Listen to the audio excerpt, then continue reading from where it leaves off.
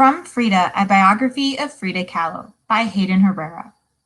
In April 1953, less than a year before her death at the age of 47, Frida Kahlo had her first major exhibition in paintings in her native Mexico. By that time, her health had so deteriorated that no one expected her to attend. But at 8 p.m., just after the doors of Mexico City's Gallery of Contemporary Art opened to the public, an ambulance drew up. The artist, dressed in her favorite Mexican costume, was carried on a hospital stretcher to her four-poster bed, which had been installed in the gallery that afternoon. The bed was bedecked as she liked it, with photographs of her husband, the great muralist Diego Rivera, and of her political heroes. Papier-mâché skeletons dangled from the canopy, and a mirror affixed to the underside of the canopy reflected her joyful though ravaged face. One by one, 200 friends and admirers greeted Frida Kahlo, then formed a circle around the bed and sang Mexican ballads with her until well past midnight. The occasion encapsulates as much as it culminates this extraordinary woman's career. It testifies, in fact, to many of the qualities that marked Kahlo as a person and as a painter.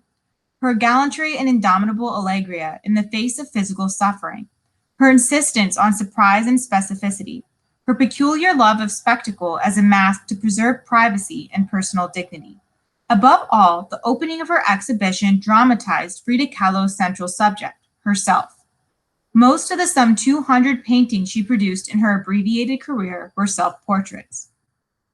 She dressed in flamboyant clothes, greatly preferring floor-length native Mexican costumes to haute couture. Wherever she went, she caused a sensation. One New Yorker remembers that children used to follow her in the streets. "Where's the circus?" they would ask. Frida Kahlo did not mind a bit. Frida flaunted her allegria the way a peacock spreads its tail, but it camouflaged a deep sadness and inwardness, even self-obsession. "I paint my own reality," she said. "The only thing I know is that I paint because I need to, and I paint always whatever passes through my head, without any other consideration."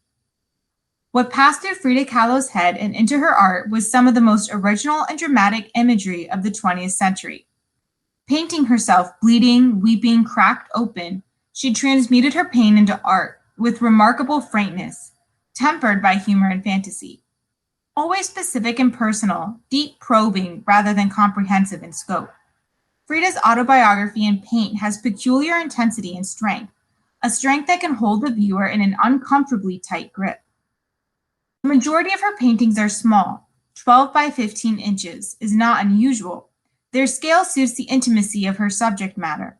With very small sable brushes, which she kept immaculately clean, she would carefully lay down delicate strokes of color, bringing the image into precise focus, making fantasy persuasive through the rhetoric of realism. In the fall of 1977, the Mexican government turned over the largest and most prestigious galleries in the Palace of Fine Arts to a retrospective exhibition of Frida Kahlo's works.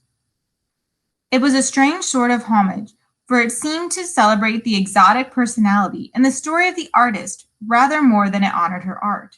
The grand high-ceilinged rooms were dominated by huge blow-up photographs of incidents in Frida's life, which made the jewel-like paintings look almost like punctuation points.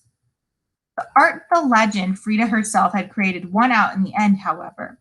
Because her paintings were so tiny in relation to the photographs and to the exhibition space, the spectator had to stand within a few feet of each one to focus on it at all. And at that proximity, their strange magnetism exerted its pull. Taken from separate, poignant moments in her life, each was like a smothered cry, a nugget of emotion so dense that one felt it might explode.